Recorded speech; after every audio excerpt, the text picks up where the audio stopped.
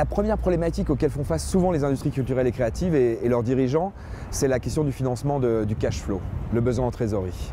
Et souvent, on est sur des secteurs d'activité sur lesquels parfois il faut transformer la matière première, où il y a des cycles d'encaisse des clients qui sont assez longs.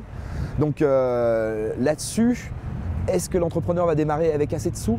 Est-ce que surtout il va être en mesure d'expliquer son fonds de roulement, son besoin en fonds de roulement à lui-même et au banquier? Donc ça, c'est une première contrainte très très importante et souvent, les gens ou les dirigeants confondent le cash flow et la rentabilité, le chiffre d'affaires et la trésorerie et ce besoin en trésorerie. Moi, je pense que l'aspect peut-être dans le domaine des relations publiques qui est un petit peu le plus dur à prévoir, c'est le nombre de contrats. C'est sûr qu'on a la chance, par exemple, d'événement en événement. C'est sûr que si nos événements ont du succès, bien, c'est sûr que les gens vont demander qui était derrière cet événement-là.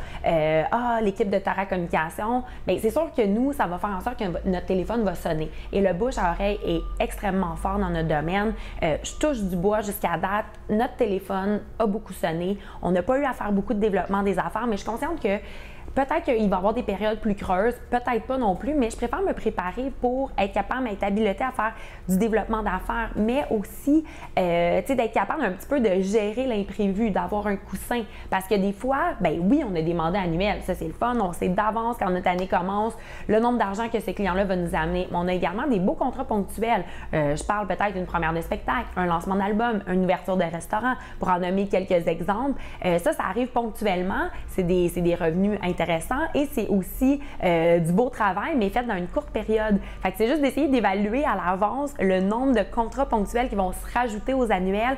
Je dirais que c'est ça un peu des fois que c'est comme, OK, il faut avoir les reins solides, puis pas avoir peur, puis se fier un petit peu au... Là, c'est le fun, ça fait 4 ans qu'on existe, donc un peu plus que 4 ans. On a une idée à peu près du nombre de contrats ponctuels qui vont arriver à chaque année. Mais c'est sûr que les premières années, je pense que c'était ça qui était le plus stressant, ce qui m'a fait que ça a pris un petit peu de temps avant que je confirme les premiers employés, de peur de les engager et de devoir les remercier par après. Ça, j'aurais vraiment pas été à l'aise de faire ça, là. Est-ce qu'on avait besoin d'un appui financier externe parfois? Ça nous est arrivé que oui, mais nous avons trouvé ça extrêmement onéreux et complexe parce que pour nous sommes sur un seuil avec notre banque de catégorie d'emprunte, puis de passer à un autre seuil pour avoir ce financement-là, c'était premièrement complexe, et ça c'est important. Nous avons vu que le financement était lié à un contrat qu'à la fin, on ne le voulait pas.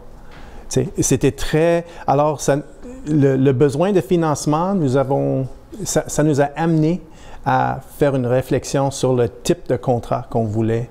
Puis à la fin, on a décidé de ne pas aller vers le financement et d'échouer ce sort de contrat. Un contrat où le client paye jusqu'à la fin de tout notre travail, mais surtout, dans ces cas-là, c'est le sort de contrat où nous avons un risque à travers tout le processus que si certains critères ne sont pas rencontrés, on perd tout.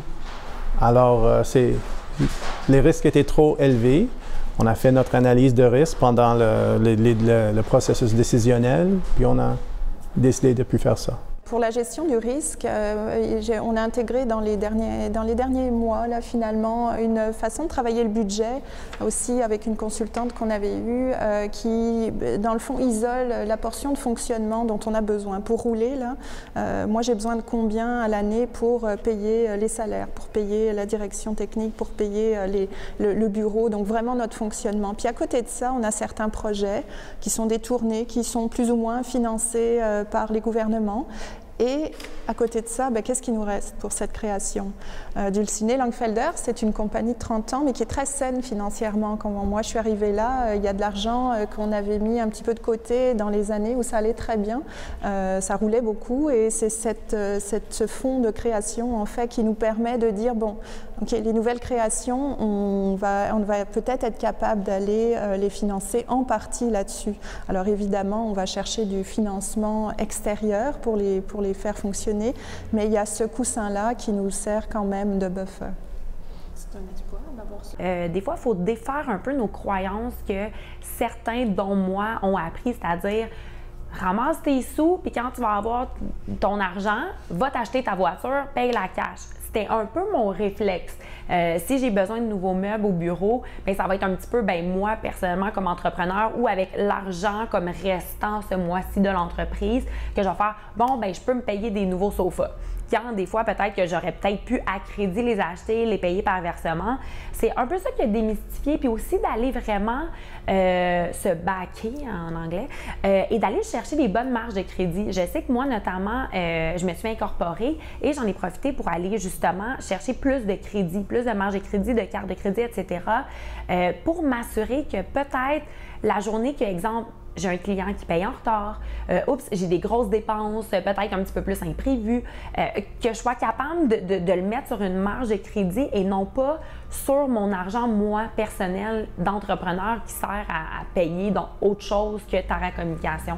Fait qu'il y a peut-être ça que ça l'a démystifié parce qu'avant, moi, mon portefeuille et le portefeuille de l'entreprise ne faisaient qu'un et l'entreprise passait toujours en premier. Le fun, c'est en ayant été me chercher une partenaire, que je peux dire, en fait, une belle firme de comptables. En fait, c'est eux qui m'ont un peu mis en lumière ce à quoi j'avais droit en tant qu'entrepreneur, ce qui était relativement facile, sans dire acquis, d'avoir comme financement quand on s'ouvrait un nouveau compte, notamment quand je me suis incorporée. Fait que c'est sûr que moi, j'étais arrivée avec plus de connaissances devant justement le banquier, mon conseiller, en disant « OK, voici la liste de ce que je veux avoir ». Fait que déjà là, je trouvais que j'avais l'air de mieux connaître, posséder un petit peu ce volet-là qui est comme plus difficile des fois quand on est plus en mode créatif. Et à ce moment-là, ben c'est sûr qu'on se le cache pas, moi je venais d'une petite municipalité où est-ce que j'étais très connue, là, mon hypothèque est là, tout ça. En arrivant à Montréal, c'est un grand marché, je pense qu'il faut prendre le temps de se faire connaître. Puis là, j'en suis au premier moment de transfert dans une banque, une caisse Desjardins de Montréal. Fait qu'en ce moment, je suis en train de créer cette relation-là dans le but de les avoir comme partenaires sur du plus long terme.